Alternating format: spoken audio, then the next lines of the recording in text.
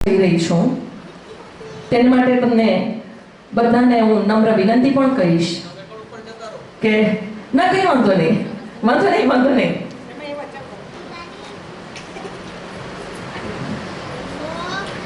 નહીં અમારી બધી બહેનો રાત દિવસ એક કરીને લગ્ન ગીત ગાઈને ઇન્કમ અર્ન કરે છે। તેમાંથી 30 થી 35 વિધવા બહેનોને 10,000 રૂપિયા એકને એવી રીતે આપણે 3 લાખ રૂપિયા એમને માટે જ આપણે રાખીએ છીએ કે સમાજની એ બહેનો ખૂબ આતુરતાથી આપણી વાટકી જોઈને બેઠા હોય છે, એમની પાસે બીજો કોઈ સોર્સ નથી હોતો। તો તે સંજોગોમાં એ એક વિધવા સહાય, ત્યાર પછી આ વખતે એક નવા માર્ગ તરફ આપણે પ્રયાણ કરી રહ્યા છે। દર વખતે અંતરિયાળ ગામડામાં ઝૂંપડાવાસી આપણા ભાઈ બહેનોને કીટ અર્પણ કરતા હતા, એનો ખર્ચ 4 લાખ થતો હતો, પરંતુ તેમને 10 થી 12 મહિના ચાલે તેટલી તમામ જીવન જરૂરિયાતની વસ્તુ આપણે એમને ભરી આપતા હતા। એક કીટ અમને 2200 થી 2,500 ની થતી હતી। અને આ વર્ષે શિવાલી માલના ગામ શિવાલી માલ ગામમાં યશોદા દીદી કરીને એક બેન આશ્રમ ચલાવે છે। આ આશ્રમ ચલાવે છે બેન, તેમાં થોડી મારી દીકરીઓ છે અને થોડા દીકરાઓ છે। એમને પ્રોબ્લેમ છે કે એમની પાસે ટોયલેટ નથી। બહુ સાંભળજો કે આપણે ક્યાં ક્યાં પહોંચી જઈએ છીએ તેનું એક ઉત્તમ ઉદાહરણ હું તમારી જોડે શેર કરી રહી છું। બાળકોને નાહવાને માટે બાથરૂમ નથી, શૌચાલય નથી। એવા સંજોગોમાં જ્યારે મેં એમને વાત કરી કે યશોદા દીદી તમને શું જોઈએ છે, અમે આપવાના છીએ આ બધા બાળકોને, તો તમે કોઈ અમે આપીએ। ત્યારે એમણે એક વાત બહુ સરસ કરી કે બેનો બધી જ વસ્તુ બધા જ આપે છે, અમને મારા બાળકોને આપે છે, પરંતુ જ્યારે હું એમને કહું છું કે અમને ટોયલેટની જરૂર છે, અમને બાથરૂમની જરૂર છે, તો કોઈ આગળ નથી આવતું। અને મેલને તો સમજીએ, પરંતુ ફિમેલને માટે બહુ જ અઘરું છે। અને તે પણ જ્યારે મેન્સિસના દિવસો હોય ત્યારે અમારે માટે બહુ મોટો ક્વેશ્ચન માર્ક આવી જાય છે। બસ એના આટલા વાક્યથી અમે એમને કહી દીધું કે અનાવિલ સૈયદ સખા ચેરિટેબલ ટ્રસ્ટ તમને બાથરૂમ અને ટોયલેટ બંને બંધાવી આપે છે। આમ આ લગ્ન ગીતની આવકમાંથી આપણે આ બધું કરીએ છીએ, ઘણી બધી વસ્તુઓ કરીએ છીએ, ઘણી બધી આપણે બાળકોને ભણાવીએ છીએ, કોઈને ઘર બંધાવી આપીએ છીએ, ઘણું બધું કરીએ છીએ। પરંતુ આ વખતે જે માર્ગ અમે અપનાવ્યો એ માર્ગ તમારી જોડે મેં શેર કર્યો। બીજી અગત્યની વાત કે આજે તમે જે પ્રોગ્રામ માણી રહ્યા છો અને પ્રોગ્રામના અંતે તમે જે ભોજન લેશો, સાદું ભોજન છે, પરંતુ એ ભોજન લેશો ને એ બધો ખર્ચ મારી આ લગ્ન ગીતની બહેનોએ ઉપાડ્યો છે। એક જ મારી નમ્ર વિનંતી કે આપણે ઊભા થઈને એમને તાળીઓથી વધાવી લઈશું, આટલું એમને માન અને સન્માન આપણે આપી દે।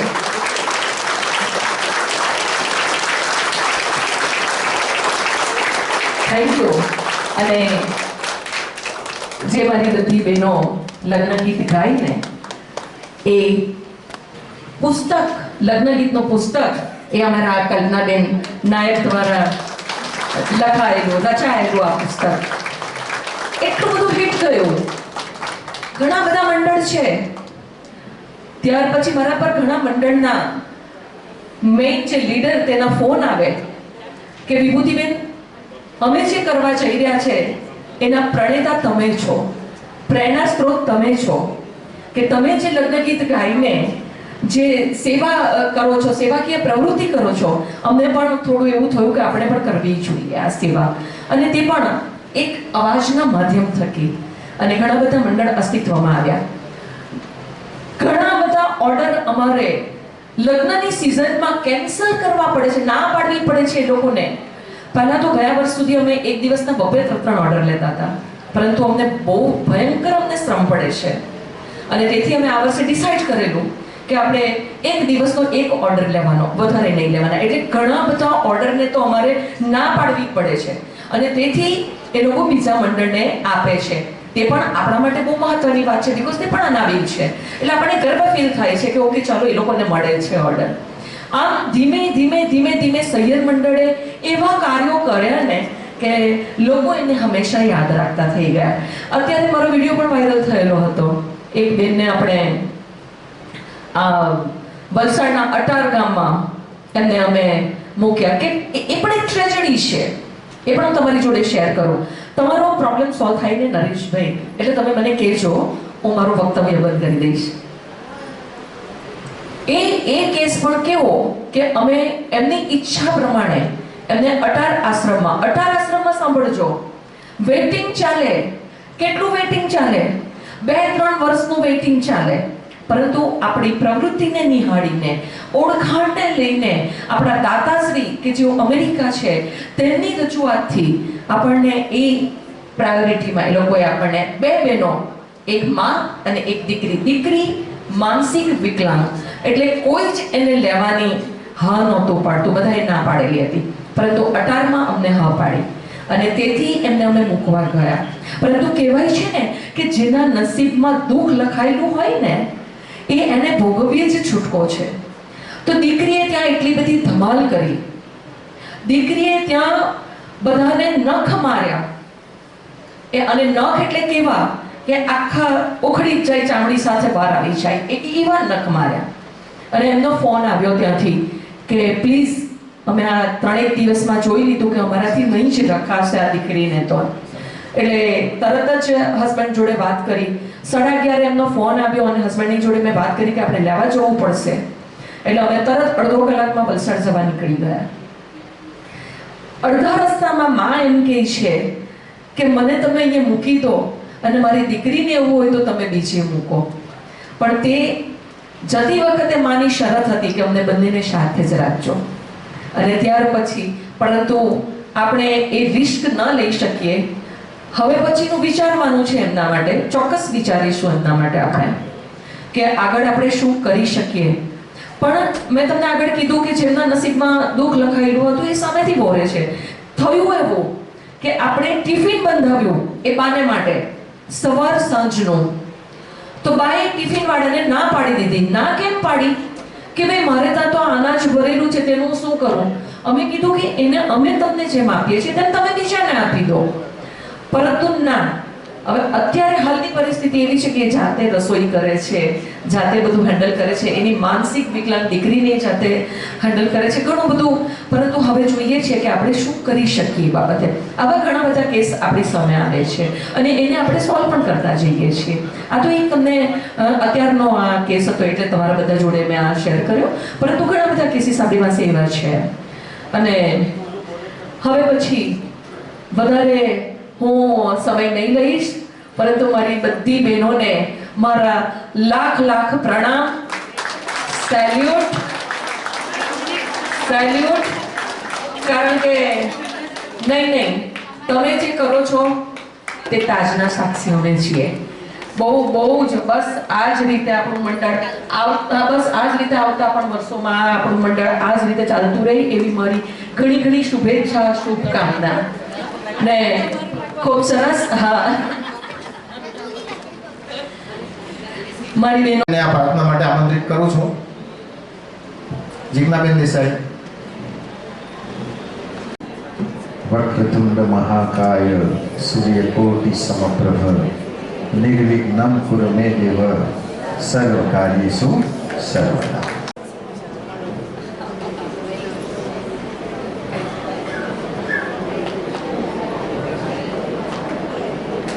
ભજવી રહી છે. જન્મ લે એટલે તરત દીકરીનો રોલ ભજવવાનો હોય, ત્યારબાદ બેન તરીકેનો રોલ ભજવવાનો હોય, મેરેજ થાય એટલે પત્ની તરીકેનો રોલ ભજવવાનો હોય, નણંદ અને ભાભીનો રોલ ભજવવાનો હોય, માનો રોલ ભજવવાનો હોય અને સાસુનો રોલ ભજવવાનો હોય. આ રીતે દરેક રોલ ભજવતા સ્ત્રી માટે એવું કહેવાયું છે કે સંપૂર્ણ પરિવારને માટે પોતાનું યોગદાન આપી દેતી હોય છે. હવે આ સ્ત્રી વિશે ઘણું બધું આમ તો સમાજમાં કહેવાયું પણ છે, લખાયું પણ છે, અને એવા એક લેખિકા પ્રજ્ઞાબેન વસી અહીં ઉપસ્થિત છે, એમણે પણ ઘણું લખ્યું છે. તો થોડું એટલું એવું કહેવું કે સીતા માતાનું સૌમ્ય સ્વરૂપ ને એટલે સ્ત્રી, મીરાનું જો કોઈ ભક્તિમય સ્વરૂપ જો હોય ને તો એટલે સ્ત્રી, સબરીનું ધૈર્યમય સ્વરૂપ હોય તો તે સ્ત્રી, અને રાધાનું પ્રેમમય સ્વરૂપ એટલે સ્ત્રી. દુર્ગાનું રૌદ્ર સ્વરૂપ પણ આપણે જોયું છે ને? હા, ઘરે જોયું હશે. હા, એના માટે પુરુષોને વધારે ખબર હોય. એટલે દુર્ગાનું રૌદ્ર સ્વરૂપ એટલે પણ સ્ત્રી, અને કાળીનું સહકાર સ્વરૂપ એટલે પણ સ્ત્રી. અને આ સહિયર જેવી બધી બહેનો કે જેમાં મધર ટેરેઝાનું કારુણ્ય સ્વરૂપ પણ છે, કરુણ્ય સ્વરૂપ એટલે પણ સ્ત્રી, અને માતાની મમતામય સ્વરૂપ એટલે પણ સ્ત્રી. જો સરળ ભાષામાં જો કંઈ કહું ને તો સ્ત્રી એટલે અગરબત્તી, જેમાં આંખ પણ છે, ધીરજ પણ છે, સહનશીલતા પણ છે, પોતાની જાતને ધીરે ધીરે ધીરે ધીરે સળગાવીને પરિવારને સુગંધિત કરવાનું સુંદર મજાનું કામ જો કંઈ કરે તો તે સ્ત્રી છે. બીજી એક સરસ મજાની વાત તમને હસવું આવે એવી સ્ત્રી માટે કહું. સ્ત્રી એ છે જે સામાન્ય કહેવાય ને એના કરતાં થોડું વધારે બોલે ને. હસવાની વાત કહેતા કહેતા પહેલા જ જોરથી હસી પડે, અને શાકવાળા પાસે 2 રૂપિયાની કોથમીર માટે ઝઘડી પડે, અને એ જ શાકવાળાને દીકરી માટે ઘરમાંથી નવા કપડાં લઈ જાય અને કપડાં શોધીને એને જ આપી દે. એ સ્ત્રી રૂમમાં જઈને ભૂલી જાય કે હું શાના માટે રૂમમાં આવી હતી, અને કપડાનો કબાટ સાફ કરતી વખતે એ સાફ કરવાનું સાઈડ પર રહી જાય, અને કપડાની અંદર એ કબાટની અંદર રહેલા ફોટાનું આલ્બમ જોવા માંડી પડે. એ સ્ત્રી ફોન ઉપાડે અને કોને ફોન કરવા ઉપાડ્યો તે જ ભૂલી જાય. ફિલ્મ જોતા જોતા રડી પડે, અને કોઈ જુએ કે પહેલા ધીમેથી આંસુ પણ લૂછી નાખે. એ સ્ત્રી, આ એ જ સ્ત્રી છે જે લાંબી વાત ન હોય ને તો પણ લાંબી લાંબી કરીને લોકોને કહે. સ્ત્રીની જેટલી વાતો કરીએ ને એટલી ઓછી પડે. પરંતુ મજાકમાં એક વાત કહું તમને, સ્ત્રી અને મિસ્ત્રી બંને સરખા છે, એક જ જેવા હોય. જો ખુશ હોય તો બનાવે, અને જો ખુશ ના હોય ને તો બગાડે. સો આજે આ વિશ્વની દરેક સન્માનનીય નારીઓને હું વંદન કરું છું, અને જે સન્માનનીય દરેક સ્ત્રીઓ, જે નારીઓ આ વિશ્વના ઘડતરની અંદર જે આ સુંદર પોતાનો ભાગ દરેક ક્ષેત્રની અંદર ભજવી રહ્યા છે, એ દરેક નારીઓને 100 સલામ. હવે આપણે આવી જ નારીઓના સન્માનના કાર્યક્રમની સન્માન આપણે કરવા જઈ રહ્યા છે. સૌથી પહેલા આપણે સન્માન કરીશું ખુશીબેન તેજસભાઈ દેસાઈ. ખુશીબેન રમતગમત ક્ષેત્રની અંદર એમણે વિશેષ સિદ્ધિ પ્રાપ્ત કરી છે. નરેશભાઈને વિનંતી કરું કે ખુશીબેન વિશે થોડો ફોટો પણ બતાવશો. ખુશી 9 વર્ષની હતી ને ત્યારે એણે લોન ટેનિસ રમવાનું શરૂ કર્યું. આમ તો આપણા ઇન્ડિયાની અંદર લોન ટેનિસનું એટલું બધું મહત્વ નથી. લોન ટેનિસ વિશે કોઈ એકાદ લેડી ખેલાડીનું નામ તમને કોઈ ખબર છે ખરું? ઇન્ડિયન સાનિયા મિર્ઝા. ઓકે, તો તે પણ હા પાકિસ્તાનમાં ગઈ. હવે એના પણ ડિવોર્સ થઈ ગયા એટલે પાછા ઇન્ડિયા આવી ગયા. ઓકે, તો ખુશી પહેલા 9 વર્ષની હતી ને ત્યારથી એણે લોન ટેનિસ રમવાનું શરૂ કર્યું હતું. એ ચેસ પણ રમતી હતી. ખુશી પહેલી ટ્રોફી ઓપન ટુર્નામેન્ટમાં જીતી, અને ખેલ મહાકુંભમાં જિલ્લા કક્ષાએ 2023 થી 2021 સુધી તે વિનર બની છે. રાજ્ય કક્ષાએ 2016માં બ્રોન્ઝ મેડલ, 2019માં પણ બ્રોન્ઝ મેડલ, અને 2021માં એમણે સિલ્વર મેડલ મેળવ્યો. ખેલો ઇન્ડિયામાં 2017માં સિંગલમાં અંડર 14માં ગોલ્ડ મેડલ, અને ડબલ્સમાં પણ એમણે બ્રોન્ઝ મેડલ મેળવ્યો. School game federation of India SGFI માં નેશનલ લેવલે એમણે 2018માં બ્રોન્ઝ મેડલ મેળવ્યો. ISSO ની સ્કૂલ ગેમમાં એમણે 2020માં સિંગલમાં ગોલ્ડ મેડલ મેળવ્યો, અને ડબલમાં સિલ્વર મેડલ એમણે મેળવ્યો. ઓલ ઇન્ડિયા ટેનિસ એસોસિએશનમાં એમણે ટોટલ 45 ટ્રોફી જીતી છે. ખુશી ઇન્ટરનેશનલ ટુર્નામેન્ટ રમવાની તૈયારી અત્યારે કરી રહી છે, અને ખુશી સેન્ટર ઓફ એક્સલન્સ પ્લેયર પણ છે. સરદાર પટેલ એવોર્ડ માટે પણ તે નોમિનેટ થઈ છે, અને રાજ્ય કક્ષાએ પણ ચેસમાં પણ એમણે ઘણા બધા એવોર્ડ મેળવ્યા છે. ખુશીની સૌથી મોટી સિદ્ધિ જો કોઈ કહીએ તો 2019માં પણ ખુશી ફ્રીઝની રમત માટેની ટીમમાં ફ્રાન્સ રમવા ગઈ હતી અને 2024માં ભારતની ટેનિસ ટીમમાં સિલેક્શન થયું અને દેશ માટે બ્રોન્ઝ મેડલ જીતીને લાવી. હાલમાં ખુશી પ્લેન યુનિવર્સિટીમાં પુણેમાં BBA નો અભ્યાસ કરે છે, એટલા માટે અહીં ઉપસ્થિત નથી.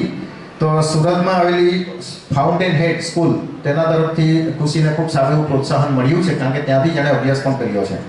તો અત્યારે ખુશી અવેલેબલ નથી, પરંતુ એમની માતાશ્રી એમના વતી આ સન્માન સ્વીકારશે. તો હું વિભૂતિબેનને નમ્ર વિનંતી કરું છું કે આપ આવો અને ખુશી વતી એમની માતાને સન્માનિત કરો.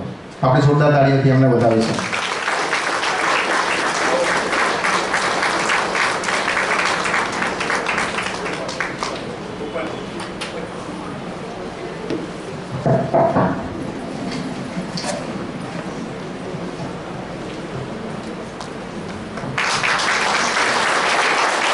જોરદાર તાળીઓ થઈ જાય એના માટે.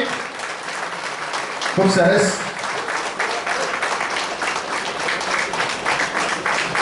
આપ ખુશીને અમારા સહિયર સખા ચેરિટેબલ ટ્રસ્ટ તરફથી મેસેજ પહોંચાડજો કે તારું સન્માન થઈ ચૂક્યું છે અને શુભેચ્છા પણ તને અમે આપીએ છીએ કે હજુ પણ વધુને વધુ આગળ વધે અને દેશનું નામ રોશન કરે.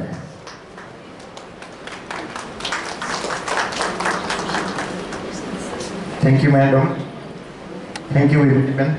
હવે આપણે બીજા એક નારી રત્નનું સન્માન કરીશું અને એ છે યતિબેન દેસાઈ. યતિબેન વિશે થોડી વાત કરું તો તેઓ નવસારીના વતની છે. એમણે માસ્ટર ઇન ફાર્મસીની ડિગ્રી મેળવી છે.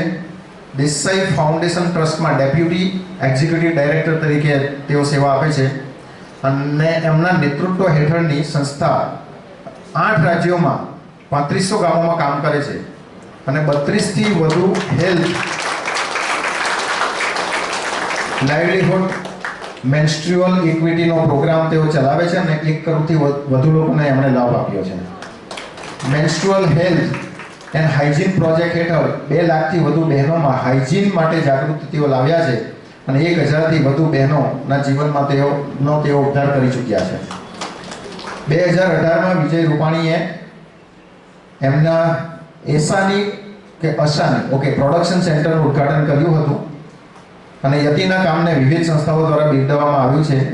દૈનિક ભાસ્કરમાં પણ એની ઘણીવાર નોંધ લેવામાં આવી છે અને વિશેષ અને ખૂબ જ આનંદની વાત એ છે કે હિલેરી ક્લિન્ટન સમક્ષ પણ એમના પ્રોજેક્ટને રજૂ કરવાની એમને તક મળી છે. એમની સંસ્થાને woman and children development department of Gujarat તરફથી 2024માં બેસ્ટ ઓર્ગેનાઇઝેશન એવોર્ડ પણ મળ્યો છે. FM રેડિયો પર એમનો ઇન્ટરવ્યુ પણ આવી ચૂક્યો છે અને 8 વર્ષ પહેલા તેઓ દેસાઈ ફાઉન્ડેશન ટ્રસ્ટમાં જોડાયા ત્યારથી 2 સભ્યોની ટીમથી એમણે શરૂઆત કરી હતી અને આજે એમની ટીમની અંદર પ્રોગ્રામ મેનેજર પણ છે, કોઓર્ડિનેટર પણ છે, ટ્રેનર પણ છે, ફિલ્ડ સ્ટાફ મળીને કુલ 500થી વધારે કર્મચારીઓ કામ કરી રહ્યા છે. એમણે યુએસએમાં પણ એમના પ્રોજેક્ટને રિપ્રેઝન્ટ કર્યો છે અને આટલી બધી સિદ્ધિઓની સાથે સાથે યતિ એક 10 વર્ષના બાળકની માતા પણ છે. એમના હસબન્ડ પ્રોફેસર છે જે અમને એમના આ કાર્યની અંદર ખૂબ જ સપોર્ટ કરે છે. યતિબેનને નવા સ્થળોની મુલાકાત લેવાનો અને સમાજ માટે કંઈક નવું કરતા જ રહેવાનો ખૂબ જ શોખ છે. તો આવા જ પેશોનેટ, સેવાભાવી યતિબેન દેસાઈ આજે અહીં ઉપસ્થિત છે અને એમને સન્માનિત કરવાનું સન્માન આપણને પ્રાપ્ત થયું છે, ગૌરવ આપણને પ્રાપ્ત થયું છે. ત્યારે આપણે આ યતિબેન દેસાઈને સન્માનિત કરીશું અને યતિબેનનું સન્માન કરવા માટે હું ગીતાબેન દેસાઈને વિનંતી કરું છું. ગીતાબેન આવશે અને યતિબેનનું સન્માન કરશે. આપણે એમને તાલીઓના ગગડાથી વધાવીશું.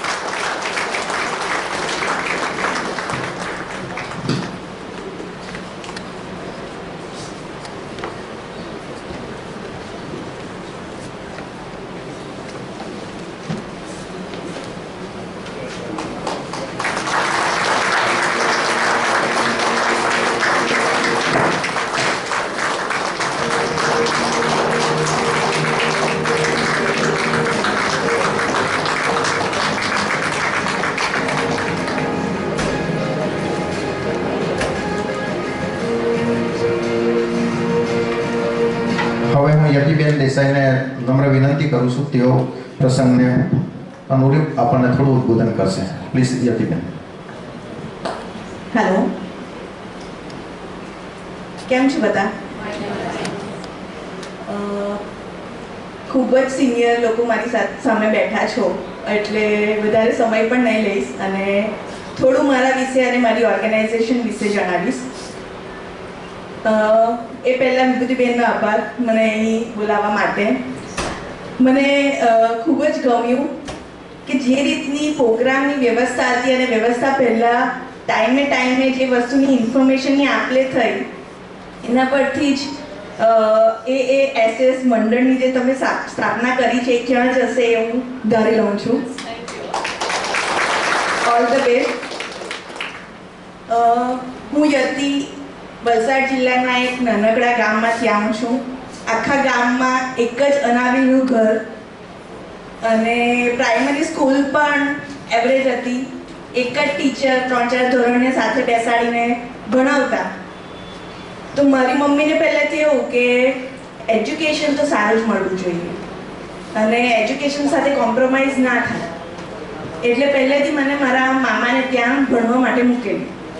એટલે રામ જેવી રીતે 14 વર્ષ વનવાસ ગયેલા તેવી રીતે હું 14 વર્ષ મામાને ત્યાં રહેલી.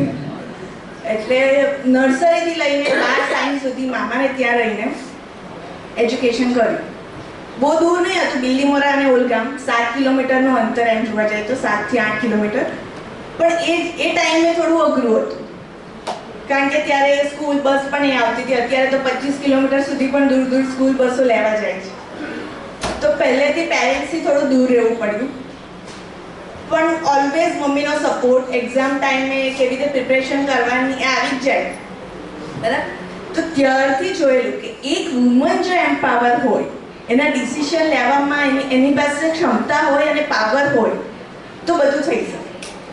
તો એ વિચારથી આગળ ભણતી ગઈ અને ઓપોર્ચ્યુનિટી મળી એમ તેમ લેતી ગઈ અને આખરે દેસાઈ ફાઉન્ડેશન પર આવીને અટકી. 8 વર્ષ પહેલાં દેસાઈ ફાઉન્ડેશન જોઈન કર્યું એઝ અ પ્રોગ્રામ મેનેજર. ત્યારે સોશિયલ વર્ક પ્રત્યે ઇન્ટરેસ્ટ પણ હતો અને નાના બાળકની રિસ્પોન્સિબિલિટી પણ હતી. એટલે મમ્મીનો અગેન સપોર્ટ હતો કે કંઈ વાંધો નહીં દીકરા, આપણે કેરિયરમાં શિફ્ટ કરવું પડે પણ કોઈક વાર બાળકના માટે કરવું પણ પડે. એ પહેલાં ફાર્માસ્યુટિકલ કંપનીમાં એઝ અ QA મેનેજર હતી. તો મેં વિચાર્યું કે કંઈ વાંધો નહીં, આપણને જે ઓપોર્ચ્યુનિટી મળે એમાં આપણે સારું કરશું. અને મારા દાદા નાના નાની ઓલવેઝ શીખવેલું કે તમે ભલે ઘાસ કાપો પણ ઘાસ એવું કાપો કે તમે જે રીતે કાપો છો એ રીતે બીજા ના કાપી શકે. તો જે પણ કામ કરો એ બેસ્ટ કરો. તો એ બધા વિચારોથી લઈને આજે દેસાઈ ફાઉન્ડેશન જ્યારે મેં જોઈન કર્યું ત્યારે હું ફક્ત અમે 2 જ લેડીઝથી જોઈન કર્યું હતું, મારી ફ્રેન્ડ મિત્તલ ગોહિલ અને હું. અને આજે અમે લોકો જેમ જણાવવામાં આવ્યું કે 500ની ટીમ છે, અમારા 500 જણા છે, જેમાં 50 લોકો અમારી હેડ ઓફિસ જે નવસારી છે ત્યાં બેસે છે અને 450 જણા જે છે એ ફિલ્ડમાં છે. અમે લોકો 8 સ્ટેટમાં કામ કરીએ છીએ. બહેનો અને બાળકોને માટે એ લોકોને એમ્પાવર કરવાનું, હેલ્થ, એજ્યુકેશન, લાઇવલીહુડ, મેન્સ્ટ્રુઅલ ઇક્વિટીથી એ જ અમારો ઉદ્દેશ્ય છે અને એની ઉપર જ અમારા પ્રોગ્રામો બધા બનેલા હોય છે. તો અમારા લગભગ 32 પ્રોગ્રામ છે.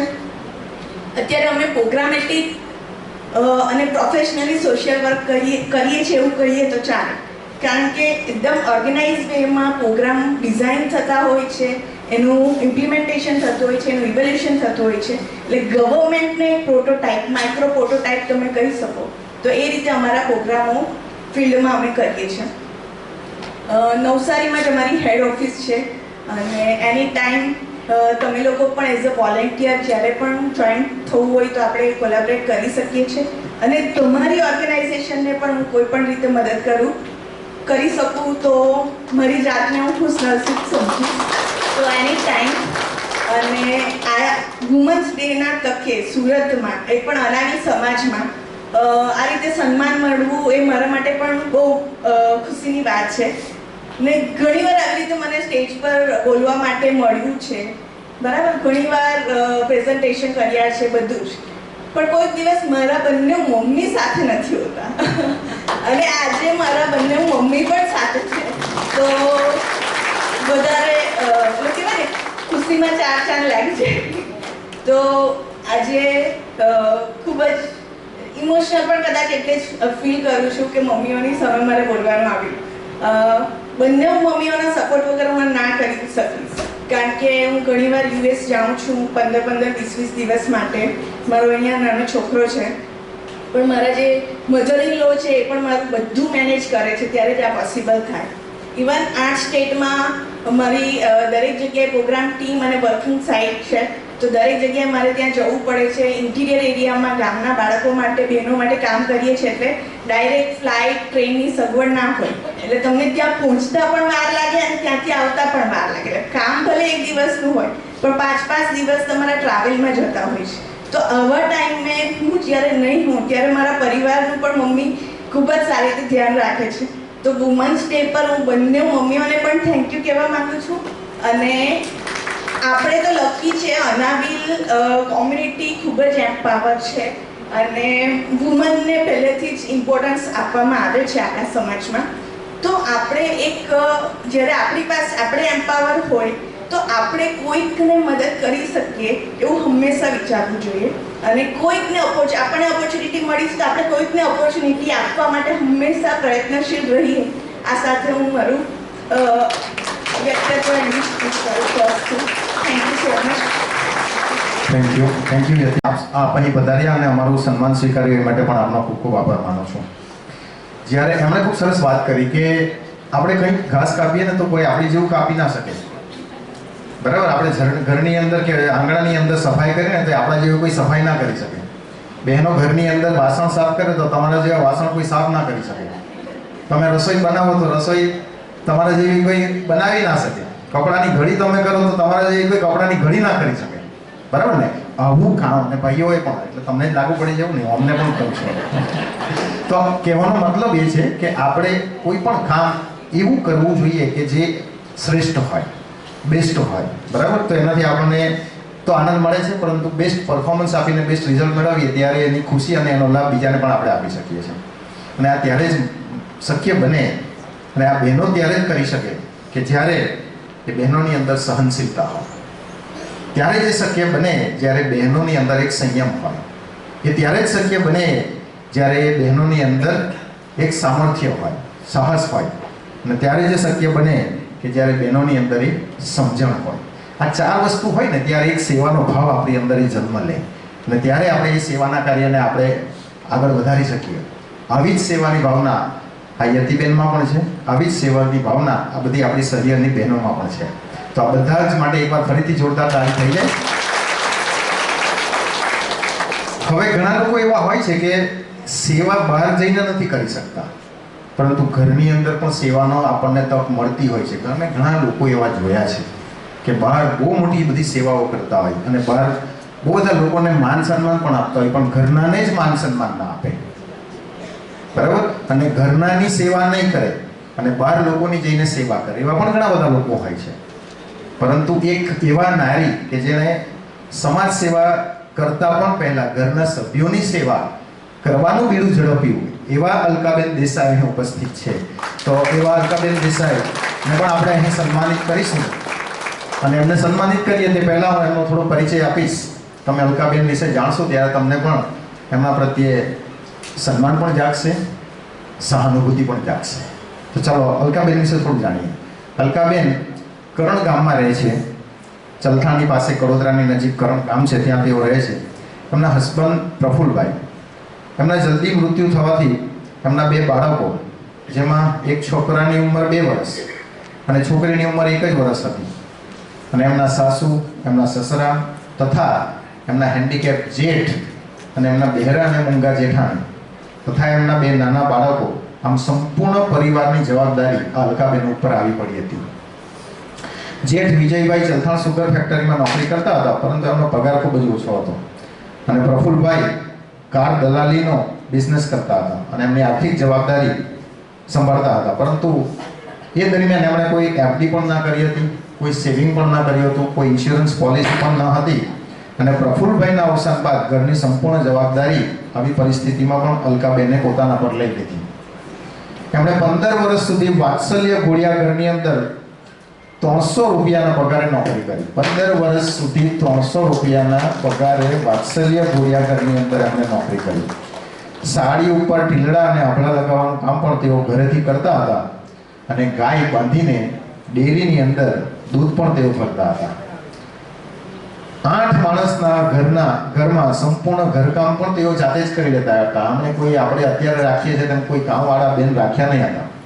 સાસુ સસરા ઉંમરલાયક હોવાથી એમની ઘરે તથા હોસ્પિટલમાં સેવા ચાકરી પણ તેઓ પોતે જ કરતા હતા. એટલે ઘર સંભાળવાનું, હોસ્પિટલાઇઝ થયા હોય ત્યારે ત્યાં પણ સેવા ચાકરી કરવાની, જોબ સંભાળવાની, આ બધું તેઓ જાતે કરતા હતા. અને 2002માં એમના જેઠ વિજયભાઈનું અવસાન થયું ત્યાં સુધી એમની મેડિકલ જવાબદારી અને સેવા પણ એમણે જ કરી.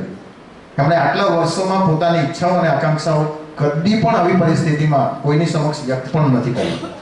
હસતા હસતા પોતાનું સંપૂર્ણ જીવન એમણે પરિવાર માટે સમર્પિત કરી દીધું અને પરિવારની સેવામાં જ આ જીવનનો આનંદ છે એવું એમણે પોતે માની લીધું અને કોઈ પણ જાતનું વ્યક્તિગત સુખ એમણે ભોગવ્યું નથી. અને આટલી સખત મહેનત કરીને છોકરાઓને એમણે ભણાવ્યા. એમનો છોકરો રવિ આજે માસ્ટર ઓફ આર્કિટેક્ટ છે, છોકરી MCA છે, એમનો ભત્રીજો વૈભવ BE ઇલેક્ટ્રિકલ થયો છે અને એમની ભત્રીજો હર્ષલ ITI વાયરમેનનો કોર્સ કર્યો છે. તો ભત્રીજો વૈભવ અને અલકાબેનનું બલિદાન જાણતા હોવાથી મમ્મી જેટલું જ રિસ્પેક્ટ એમને આપે છે. તો આવા અલકાબેન કે જેમણે બહાર સમાજ સેવા કરવા કરતાં પણ ઘરના સભ્યોની સમાજની સેવા કરવાનું પ્રાધાન્ય આપી ને ઘરના બાળકો અને સભ્યોને એમણે ખૂબ સારી એવી સેવા કરી. એવા સન્માનનીય, આદરણીય અને વંદનીય અલકાબેનને સન્માનિત કરવાની તક આજે આપણને પ્રાપ્ત થઈ છે. અને એમના વિશે વર્ણન કરતાં હું પણ થોડો લાગણીસભર થઈ રહ્યો છું અને આપ સૌને વિનંતી કરું છું, અલકાબેનનું સન્માન કરવા માટે હું વિનંતી કરીશ રંજનબેન અને જાગૃતિબેન. એમને સાલ ઓઢાડી અને ટ્રોફી આપીને એમનું સન્માન કરશે. રંજનબેન અને જાગૃતિબેન પ્લીઝ આપ અહીં ઉપસ્થિત થશો અને સાલ ઓઢાડી અને એમનું ટ્રોફી આપીને એમનું સન્માન કરશો.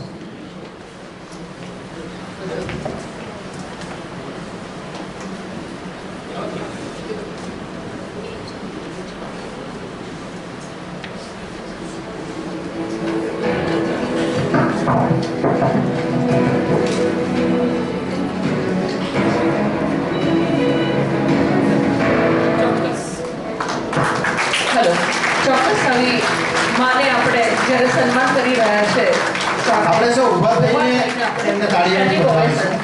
એમ પણ આપણા વડીલ છે અને તેઓ આટલું સારું સેવા એમણે કરી છે તો આપણે એમને આ સેવાને બિરદાવીએ, એમના કાર્યને બિરદાવીએ. પરિવાર પ્રત્યેની આમની આ ભાવનાને પણ આપણે જોરદાર તાળીઓથી બિરદાવીએ. દરેકમાં સંઘર્ષ કરે જ છે, પણ એ સંઘર્ષની જુદી જુદી આગવી એક વાત હોય છે અને એમના સંઘર્ષમાં પરિવારની જવાબદારીને ધ્યાનમાં લઈને આખી જિંદગી ફરીથી મેરેજ ન કર્યા અને પોતાનું જીવન પરિવારને સમર્પિત કર્યું. ભાઈ પાણી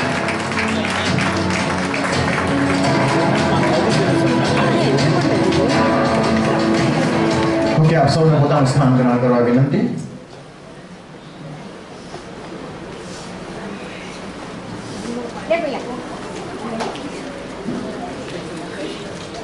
અલકાબેન, આપે ખૂબ જ સરસ પરિવારનું ભરણ પોષણ કરીને ખૂબ ઉમદા કાર્ય કર્યું છે.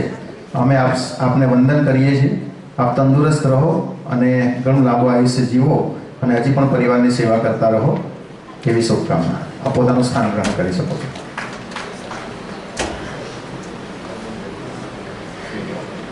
ચાલો આ લાગણીસભર ક્ષણને આગળ વધારીએ ને આપણે બીજા એક નારી રત્નનું અહીં સન્માન કરીશું.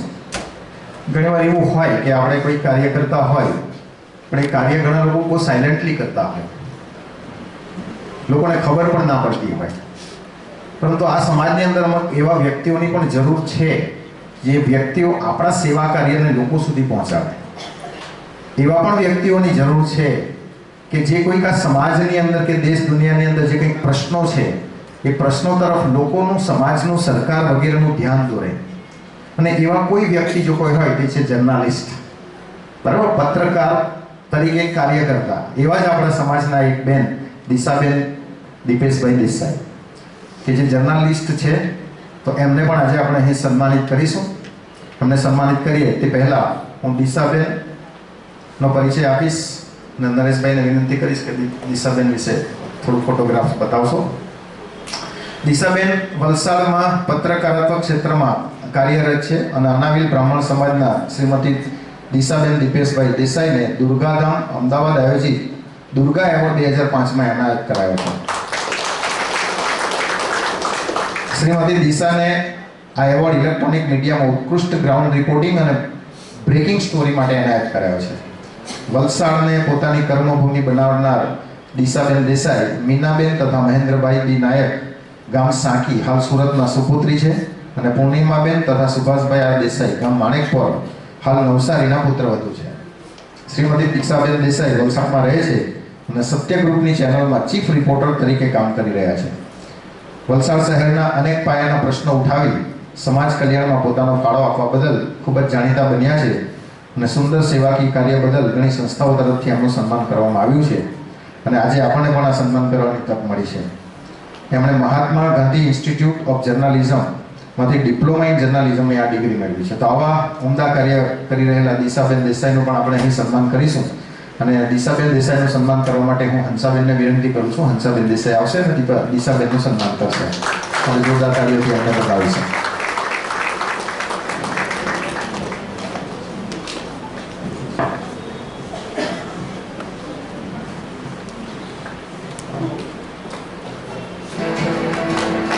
જોરદાર તાળી થઈ જાય.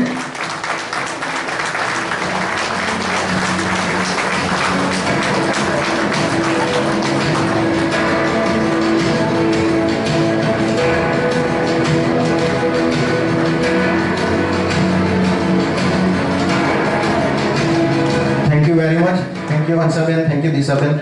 જ્યારે આપે અમારું સન્માન સ્વીકાર્યું છે ત્યારે તમે જે કંઈ કાર્ય કરી રહ્યા છો, કઈ રીતે કરી રહ્યા છો, સમાજને કઈ રીતે એનો લાભ આપી રહ્યા છો એ વિશેની થોડીક વાતો અમારી સાથે શેર કરશો એવી તમને નમ્ર વિનંતી. જી, ખૂબ ખૂબ આભાર.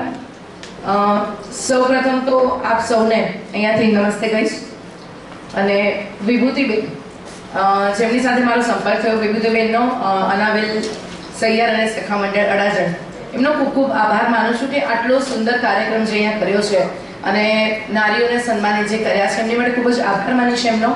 અને અહીંયા અત્યારે તો કદાચ હું બહુ જ મારાથી ઘણા દિગ્ગજો બેઠા છે અહીંયા અને કદાચ આપણા માતાજી જેમને કહું તો એમની વાત કરું, કરણ પાટિયા એટલે અમે તો બહુ નાના હતા જ્યારે સાકી જતા, Born and brought up Mumbai અને વલસાડને મારી કર્મભૂમિ મેં બનાવી ત્યારે પત્રકારત્વ ક્ષેત્ર જ્યારે આ ફિલ્ડ મેં સિલેક્ટ કરી,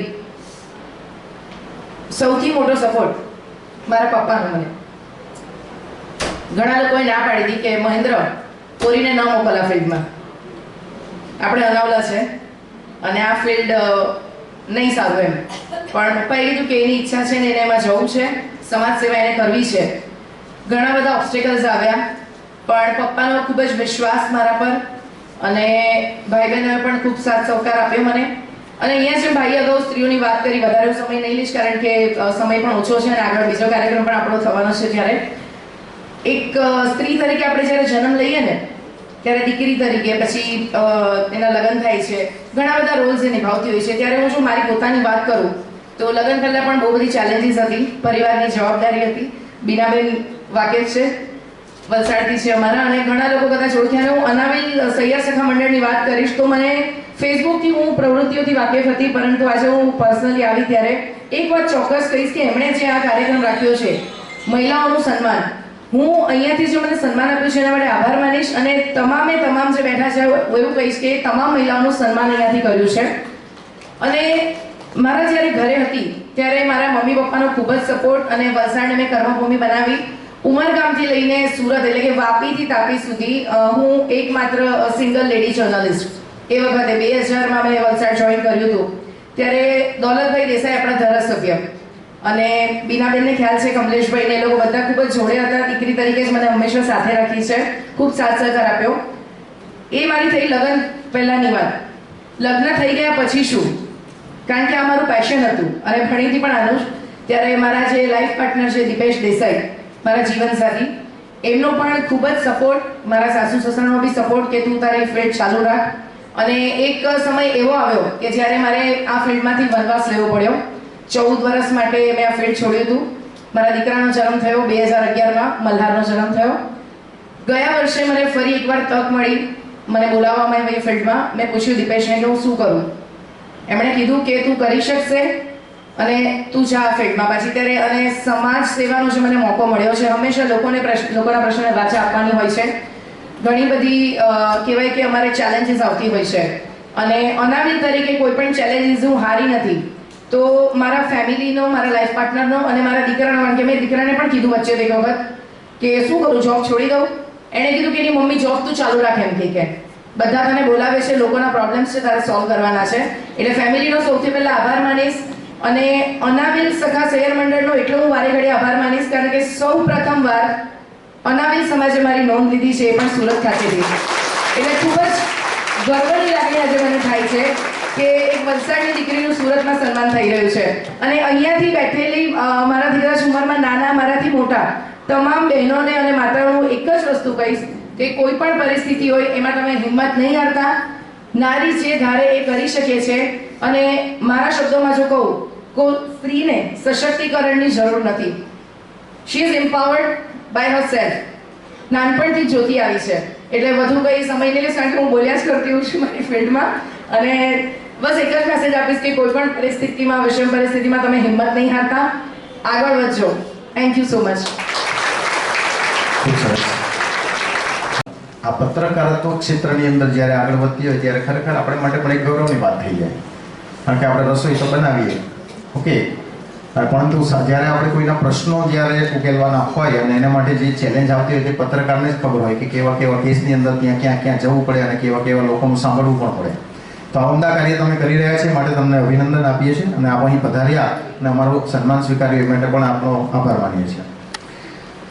આપણે કાર્યક્રમના પ્રથમ ચરણના અંત તરફ જઈ રહ્યા છીએ. ઘણા લોકોને તો એવું પણ થતું હશે કે આ કાર્ય ક્યારે સન્માન પૂરું થાય, પેલું અંતાક્ષરી ચાલુ થાય, એવું પણ હોય ને, રાઈટ? તો હવે થોડી વધારે રાહ જોવાની થશે નહીં. સખીવૃંદના હોદ્દેદારો, બહેનો અહીં ઉપસ્થિત થયા છે. આપની હાજરીની નોંધ લઈએ છીએ અને આપને વિનંતી કરીએ છીએ કે આપ અહીં આગળ આવીને પોતાનું સ્થાન ગ્રહણ કરશો. આપણે દયાળજી કેળવણી મંડળના ટ્રસ્ટી શ્રી વિકુભાઈ પણ અહીં ઉપસ્થિત છે. સર, આપની હાજરીની નોંધ લઈએ છીએ અને આપણા જ ટ્રસ્ટના ભાઈઓ અને બહેનો પણ અહીં ઉપસ્થિત છે, એમની પણ હાજરીની નોંધ અમે લઈએ છીએ અને આપણું પણ સ્વાગત કરીએ. ચલો, હવે આપણે કાર્યક્રમ પૂર્ણ તરફ જાય તે પહેલા આભારનો થોડો ભાર હળવો કરવા માટે મારે વિજયભાઈને આમંત્રિત કરવા છે. વિજયભાઈને વિનંતી કરું કે આવો અને આ થોડો આભારનો ભાર હળવો કરો. આગળ બીજા ચરણ માટે હવે હું કલ્પેશભાઈને આપું. થેન્ક યુ વિજયભાઈ, આભાર માનવા માટે. ક્યારના આભારનો ભાર લઈને ફરતા હતા કે હું ક્યારે હળવો કરું. મગો તમારો ટર્ન આવશે, ચિંતા નહીં કરો. ओके, चलो हवे सो भाई और बहनों तैयार हो जाइए आज की इस संगीत से भरी महफिल के अंदर.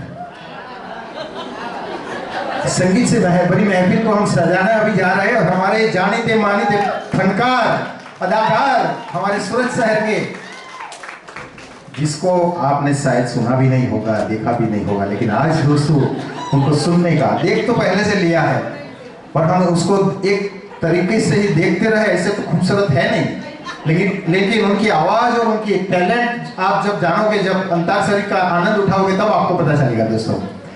तो ऐसे ही हमारे नरेश भाई कापड़िया के लिए जोरदार ताली हो जाएगी भाई और बहनों.